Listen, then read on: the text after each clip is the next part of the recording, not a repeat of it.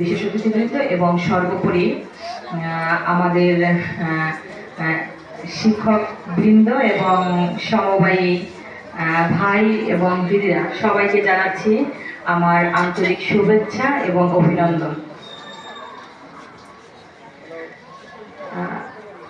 মানে জ্ঞানত থেকে শুরু হওয়া পর্যন্ত আমরা একটা জিনিস শুনেই বড় হয়েছি, শিক্ষাই জাতির মেরুদণ্ড এবং শিক্ষকরা হচ্ছে জাতি গড়ার কারিগর।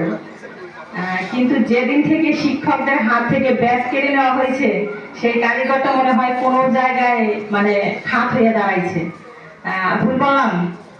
যদি শিক্ষকের হাতে ব্যাগটা থাকতো তাহলে আমাদের জাতির অবস্থা মনে হয় এরকম হতো না, আমার যেটুকু মনে হয়।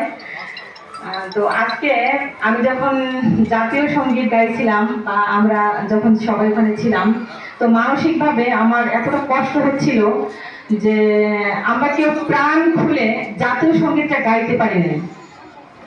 সবাই দাঁড়িয়ে ছিলাম কিন্তু জাতীয় সঙ্গীতটাও প্রাণ খুলে সম্মান দিয়ে গাইতে পারি নাই, জানি না কেন। তো এটা একটা দুঃখজনক ঘটনা আমাদের দেশের জন্য। তো যদি আমি কিছু ভুল বলে থাকি আপনারা আমাকে ক্ষমা করে দেবেন। তো সমিতি সম্পর্কে সবাই যার যার মতো করে বলছে, এখানে বলার কিছুই নাই। তো আপনাদের কাছে আমার একটা অনুরোধ থাকবে, শিক্ষক হচ্ছে সর্বস্তরের সম্মানীয় ব্যক্তি, সেখানে যদি আমাদেরকে অসম্মান করা হয় সেটা পুরো শিক্ষক জাতির জন্যই অসম্মান।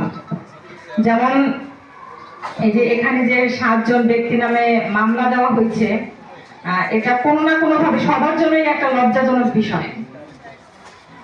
তো ওই আমাদের পিছনের এক ম্যাডাম বারবার বলছিলেন যে একজন সে লোন নিয়ে যদি মানে দেশ থেকে পলাইয়া যায় সেক্ষেত্রে কি ব্যবস্থা আছে, সে সেটাও জানে যে যদি কেউ পলাইয়া যায় তাকে কেউ ধরতে পারে না। আর আমরা শিক্ষকরা এত নিকৃষ্ট কেনই বা হবো? এতটা নিকৃষ্ট হওয়া আমাদের উচিত না। তো ব্যবস্থাপনা কমিটির সভাপতি আমার অত্যন্ত শ্রদ্ধেয় আনোয়ারুল হক ভাই এবং সেক্রেটারি মহোদয় এবং ব্যবস্থাপনা কমিটির সকল সদস্যবৃন্দ সবাইকে আন্তরিকভাবে ধন্যবাদ জানাই। এখানে আমাকে আপনার প্রধান অতিথি হিসেবে সম্মান দিয়েছেন এবং অত্যন্ত আনন্দিত আমি the Cooperative Credit Union League of Bangladesh কালবের প্রতিনিধি হিসাবে এখানে উপস্থিত থাকতে পেরে।